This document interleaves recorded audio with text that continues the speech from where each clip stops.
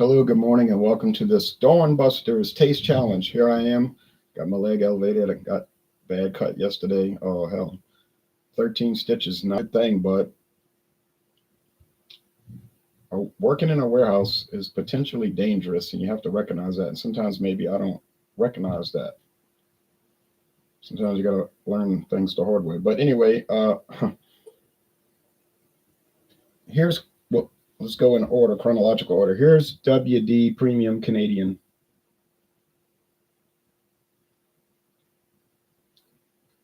It's Canadian whiskey with natural flavors.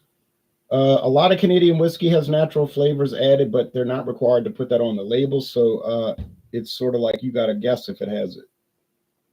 I tried the 40 Creek last week, and it's pretty obvious that has flavoring, but you can't definitively say that because there's what this looks like. You see, you can't say it because they don't put it on the label. This one does say it, and it's bottled in Kentucky by Wide World Importers. And it says Louisville, Kentucky, but that's just offices. I've talked to the people on the phone.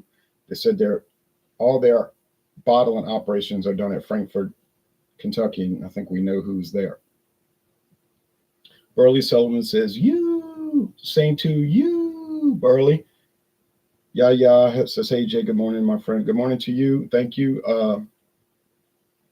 Now, listen, if you're friends with me on Facebook and you're using an alias name here, you have to understand I may not know who you are.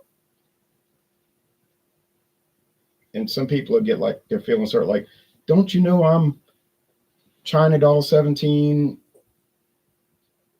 on this platform, and I'm Skateboard 712 on Instagram, and I'm,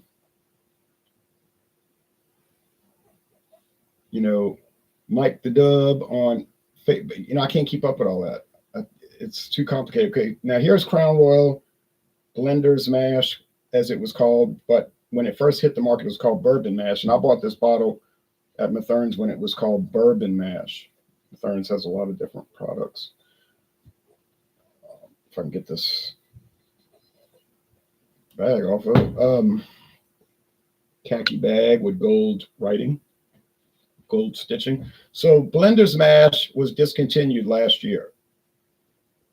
Okay.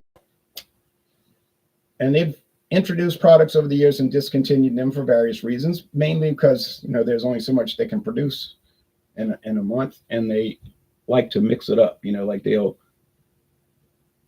put something on the market, push it for a while, and then they'll retire it and go on to something else. So there it is, 40% alcohol.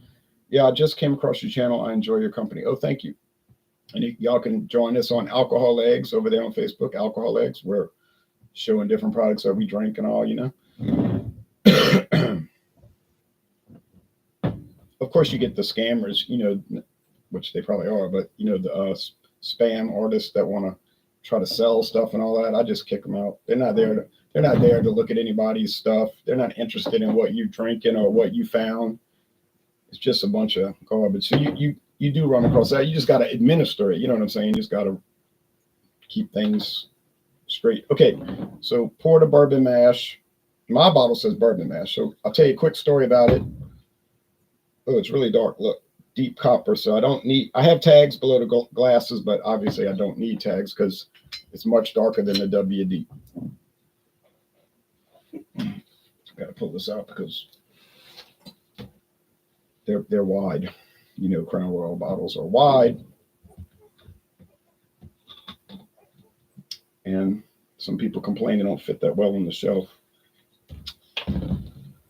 That is true. Okay, so good. Sometimes I get it right when I pour. I get the same amount. A lot of times I'm having to adjust back and forth. This one's amber or honey. And the reason I don't have the lamps on is because it's Dawn Busters. We want to see the natural light come up. Now, sometimes it's just too dark in the morning, especially on daylight savings time days, the pretend time. And I have to have the lamps on because the sun ain't going to come up. And I have other things to do later in the day that I would like to get done. All right. So I'm going to show you the screen share. And I'll show you why I like Crown Royal's website. Well, they have a really nice website. So even if they retire a product, they'll still show it as back. It says buy now. You could use this tool and it might still show stores that have it, okay? Just might. And I know that last time I checked did have it. So yeah, you can look around and find it. We'll probably run you about $28. Let's see, about $28. It's an above premium product. So and then we'll go back. I'll show you. There's some of the other discontinued.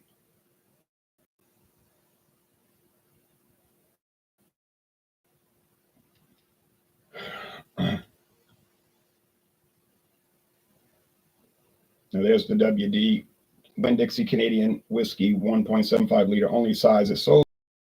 They don't tell you anything about the product, but they do tell you it's on this. They have it on this price at this till the end of the month.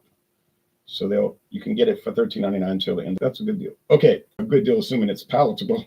All right, I'll be right back. It's daybreak in Florida. Yeah, same here. Well, yeah, you are an hour ahead of us. That's right. Well, depending where you live in Florida, huh?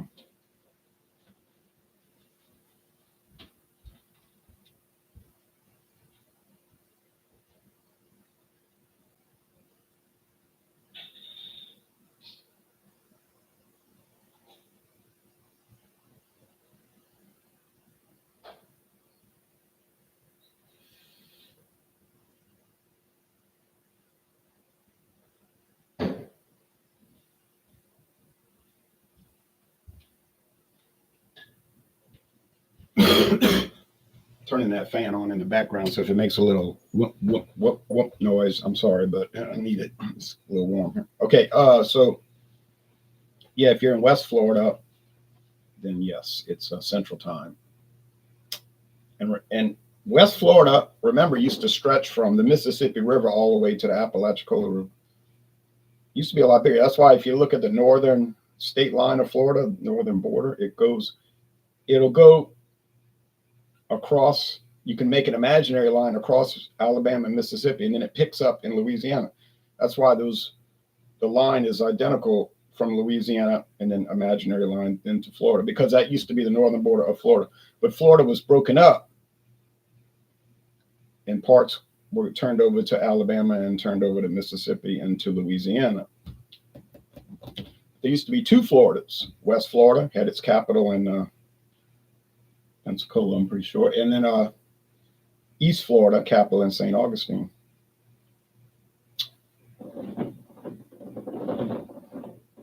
True story. No, I'm in Central Time like you. Okay, yeah, so you're in the northwestern Florida. Good, that's cool.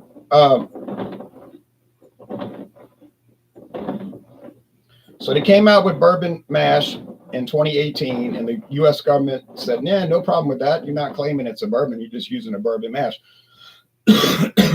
So it's a good idea. Really, Crown Royal said, look, meaning Diageo, that's who owns it, but they kind of have their independent operations under the umbrella. They said, look, let's see how we can make a bourbon.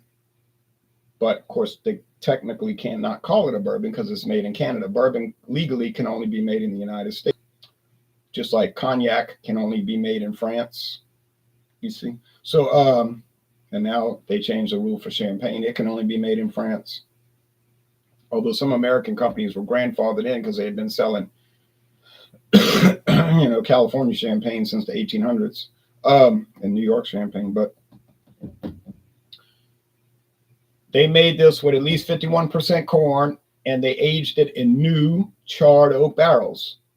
And if you do that, it's bourbon. That's it. You got other people will make all these claims, but they don't seem to understand the rules. But they couldn't call it bourbon because, it wasn't made in the United States. So they just called it bourbon mash. They were using a bourbon style mash. Fine, went on the market, and then American bourbon companies threw a fit and demanded the U.S. government intervene. Now, you see, companies will complain about regulation. But if it benefits them, they'll be the first to call in a regulation, say, hey, they need to regulate this. Well, they were paranoid about the competition from Crown Royal. And so the government was like, all right. So they made Crown Royal put a sticker on all the bottles saying, this is not a bourbon. But mine came under without the sticker. But I saw some at the store saying that. Then finally they put the hammer down on and say, you got to change the name. Okay, fine. They changed it to Blender's Mash. Blender's Mash, which is a confusing term. And then by that time, I guess they just threw up their hands and said, let's just let it sell out and get rid of it. It's too much trouble. And it's a shame because it's really good, I think.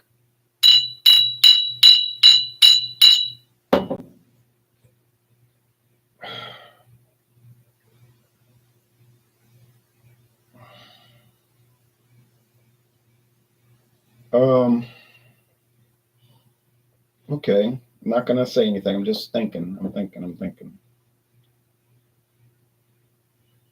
Now, on the nose, I can't really quite tell which is which. They both smell grain oriented. Makes sense. They're made with grains, mostly corn. So maize if you live in Europe. They're both aged in oak, new charred oak in the case of this particular Crown Royal, and obviously, or almost assuredly, used charred oak in the WD. But it could be new, but I don't see why they would do that for such a low price product. That wouldn't really make a whole lot of sense economically. I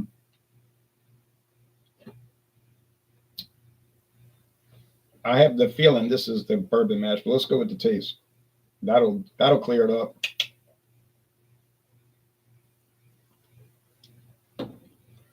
Yeah, that cleared it up. There's the bourbon mash. I didn't need to hesitate anymore. Now, did I think I would get it confused? No, I didn't. Did I think there was any realistic chance that it would be a true taste challenge? No, I didn't. But the point is, when I do a taste challenge series, I'll go through the whole lineup. It's like I've said this before. It's like a basketball team. You play the schedule. Now, if you lose, you lose. You say, we're having a bad year. You only won 3 games. That's probably all you're going to win. But you don't give up. You keep battling. And then next year, maybe you do better. Now, so that's how we do this.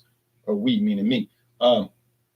So did when WD Liquors break any new ground or teach me anything? No. It was an inexpensive, if you want to say cheap, fine. I'm trying to, frame it, make it sound better. But it was an inexpensive whiskey that tasted like an inexpensive whiskey. But I don't think it's nasty. I think some people are too dramatic and they'll take a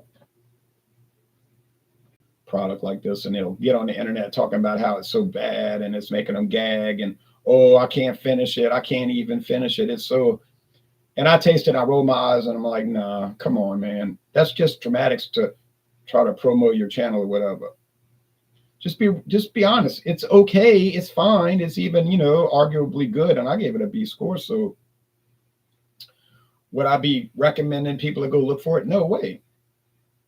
Not a chance. Now, if you happen to live where Winn-Dixie sells liquor, because most of the stores do, except certainly in Louisiana. I mean, $13.99, where's the risk? There is none. You get the whole handle for $13.99.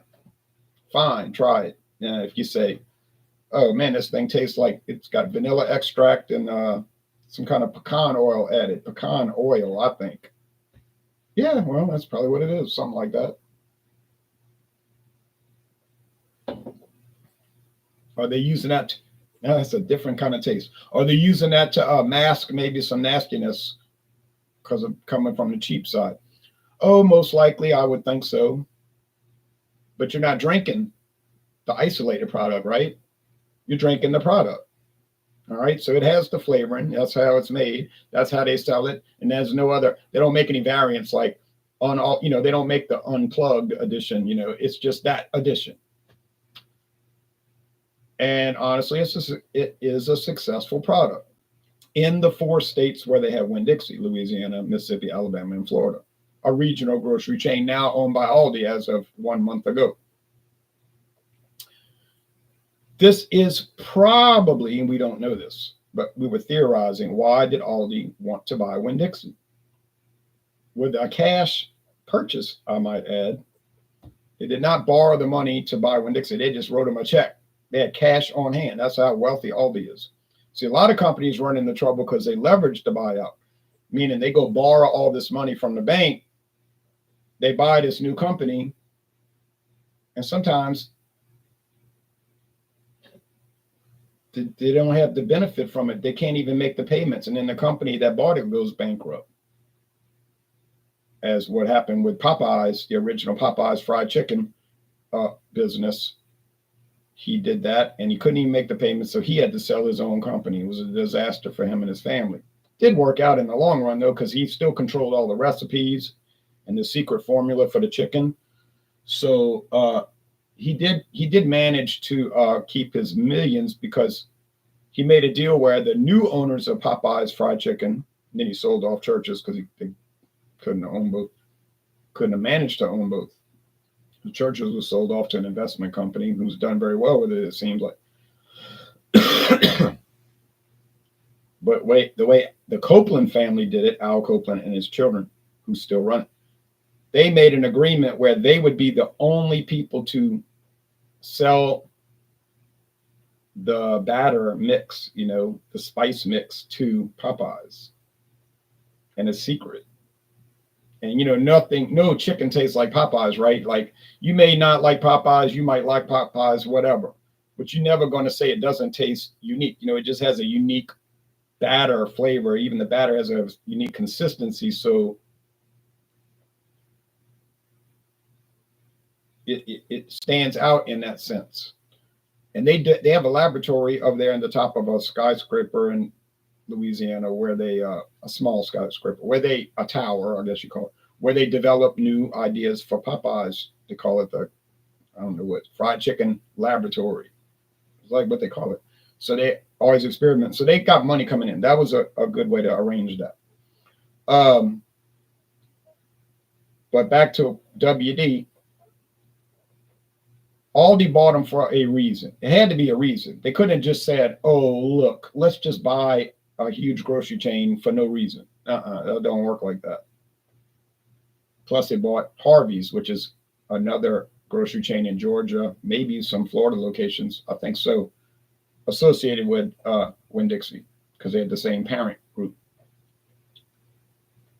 One person had a theory. They were talking to me and said, I think it's because they knew that Winn-Dixie had the deli, the hot deli, where you could go and buy fresh fried chicken. They fried chicken every morning over there for lunch. And it's pretty good, I got to admit. It's unique. Also, it has its own flavor. It's never greasy, and it's a good deal. And other lunches, they'll even make catering plates, those kind of things, the trays, what they call it. Winn-Dixie has their reputation for fresh meat, the meat department. They're called the beef people. That's their tagline, or it was. And they got a lot of bigger location with a lot more products. And very importantly, they have the liquor. Pretty impressive liquor selection at all the Winn-Dixie stores. And pretty huge, impressive and huge. Not too cheap, but impressive and huge. Although you can hit the sales. So I think that the person bringing that up was right. It was their way of getting in on this business. And probably they thought that it could improve Winn-Dixie and make it better. And now, could they be wrong? Could they regret this decision later down the road? I guess they could. Dollar Tree bought Family Dollar and been struggling with it for 9 years. I wish they wouldn't have bought it. They thought it was just going to be seamless, work together great, but it didn't, But anyway. All right, back to these comments, and I'm closing out. Well, you can't have a minor league team play a major league team. Only if it's an exhibition game, right? I guess this is an exhibition. Good point, Tab. Maybe I was doing major league and minor league, but, oh well. Then I got this cough that's going away. Well, the Winn-Dixie here has started to be subpar, huh? Yeah. They probably were struggling because competition in the grocery business is hell. It's intense. And if you slip just a little, It's hard to get back on track. And maybe Aldi was like a vulture, flying around like, aha, there's a company that's having trouble. Let's swoop in and grab it. Because when Dixie did stop their pharmacy service, so that's a sign that things are not going so well. Now the store here is in good shape. It's not run down or anything, but I can't speak for others. Now, but there's got to be a reason, and it wasn't that they thought it was going to be a bad idea. Well, the most of the Winn-Dixies are closed now in Mobile. Either they turn to Aldi's or Rouse's. And I think Rouse's seems to be struggling these days. They might have bit off more than they could chew, because Rouse's had that same game plan. They were buying LeBlanc's grocery chain, buying this grocery chain, buying that grocery chain. But I don't think those were cash purchases. I think they were buying all of that with borrowed money. Well, it's fine, do what you want, but you better hope this income is, you got the cash money coming in, because you got to make the payments. The bank doesn't want to hear, well, it's harder than we thought. The bank is going to say what? That ain't our problem. Nah. You owe us this much every month, and the money better keep coming in. So if you can't make it, then you ain't going to make it. So I noticed Rouse's seem to be kind of, this is a perception. I have no verification on it, but it seemed to be kind of slipping. Stores not as well stocked. It's like they're not so spick and span. Maybe they can't pay like they need to pay. I mean, go in some stores, they're so clean, like HEB in Texas. Seemed like they were very smart. That's a very smart grocery chain. Really know how to run it. But, that's the way it goes anyway. So be that as it may, Winn-Dixie, I would assume, cannot back that up in any way, shape, form, or fashion. But I'm going to assume it's going to stay put for the most part, and that they'll keep these liquors going. Or if they turn it into Aldi, could this thing transform into Aldi premium Canadian whiskey with natural flavors? That would not be a total shock. Somebody asked me the other day about Albertsons. Do I still have the Albertsons Canadian whiskey with natural flavors from the same contractor, I might add? I said, no, it's all gone. Would have made a good taste challenge, but that's gone. But they still have a private label at Albertsons. It's called Canadian Crest. But remember now, Albertsons owns about, I was looking at their website, it looked like 9 or 10 other grocery chains. 9 or 10. But they're not going to sell Albertsons whiskey at Jewel Osco in Chicago. So what they did was they made a brand that they could sell across the board. Canadian Crest. And you can check me on that if you like. You look up any of their subsidiaries, Acme Grocery, Jewel Osco, Albertsons, and so forth, and it'll list the same thing, Canadian Crest, across the board with the same description, usually the same price. Safeway, that's big, I think, in California. We have a few here, I might add. In Grand Isle, Louisiana, there's a Safeway. But anyway, all right. So the bourbon mash really is something to track down. Bourbon mash, blender's mash. I would say it's worth looking for. I don't mean going on a trek or like a quest, but it's worth looking for. And yeah, you'll have to pay, like I say, you might find it for $27 on the low end, but it's worth it. You're going to love it. It's like a really good bourbon. It can go toe to toe with any of the other mainline bourbons. It's going to be a great competition, even though technically it's not a bourbon. But that little plan that Crown Royal had, if you want to call it a scheme, whatever, it didn't work out for them. And they got caught on that. Although they weren't doing anything crooked. They were not. It was just a clever way to approach it. Now, the WD, is it worth buying? It's worth buying for $13.99. You say, what about the $14.99 that you paid? I paid $14.99. Oh, yeah, I would say so. Sure, why not? It's fine. But if you pay above that, if you pay above the retail price, you're crazy. you lost it going off the deep end, I would think. But then nobody's going to do that. I can go to Winn-Dixie right now and be full of this stuff. They'll have 20 bottles, at least 20 bottles. And now by tonight, they might have 3 bottles left. But I go there Wednesday afternoon, they'll have 20 more. Believe me, it rotates, it sells. Okay, last comments. I'm guessing Winn-Dixie liquor has lost every competition. No,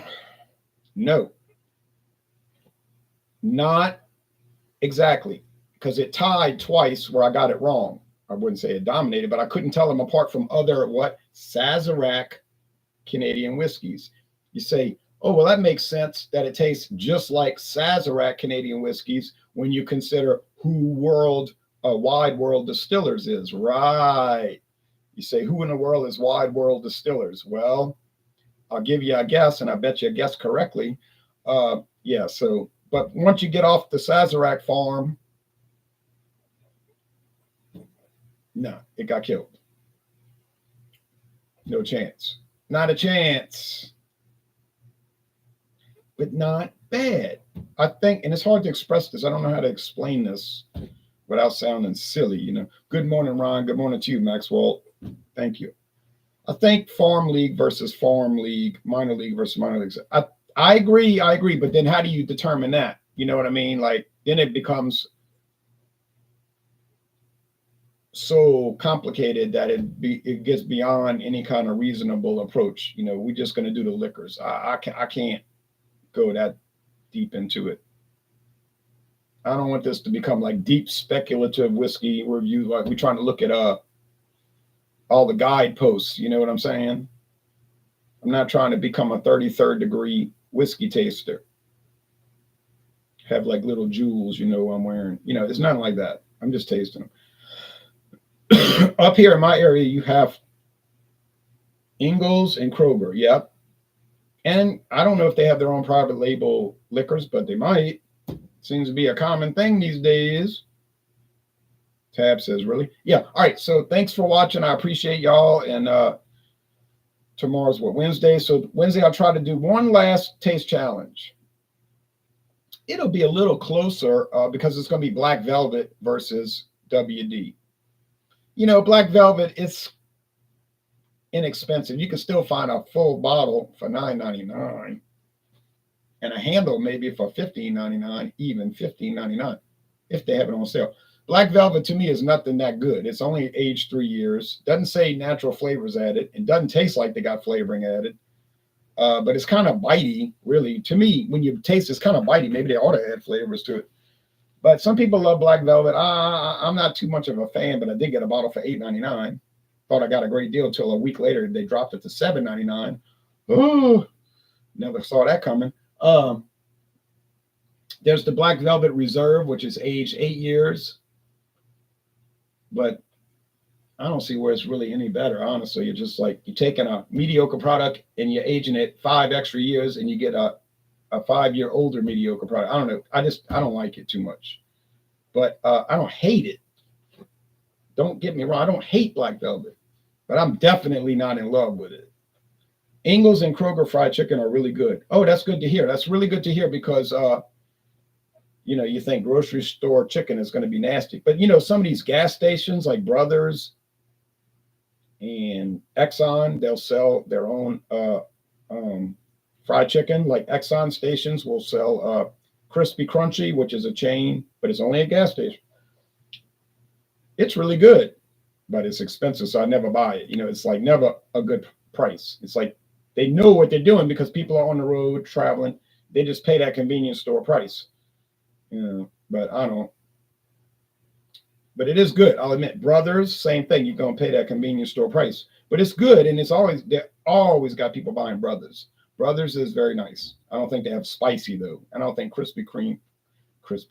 I don't think Crispy Crunchy does either. It's just a basic chip, but it's very good. It's very good. And now I saw Bojangles when I was coming out of Mississippi Sunday. The last exit before I got to Louisiana, they had Bojangles. Never seen that in Louisiana, but I understand that's really popular in like South Carolina, Georgia, and North Carolina.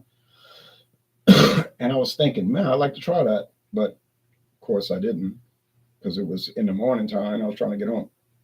Publix fried chicken is amazing, says Tab. Really? Well, there you go. All good reports. Winn-Dixie, Ingles, Kroger, Publix. They're saying the fried chicken is amazing. $9.99 a box of chicken. Look, I can go to Walmart today around 8:30 when they get it put out. Maybe 8. And it's good when it's hot. You can barely touch the canister, the container. $8.99. No, what am I saying? $7.97. Walmart, listen to me. $7.97 for 8 pieces of fried chicken. And I think their fried chicken is good. And I'll see them frying it. They're battering it and frying it. Ain't nothing frozen. I'll see them frying it right there fresh in the store. Whatever you think about Walmart, okay, I got problems with them too. But I had some last week and it was doggone good. Good to the supermarket, not the convenience store. Bojangles has gotten worse, in my opinion. Oh, I'm sorry to hear that. Well, what can you do? All right, thanks, y'all.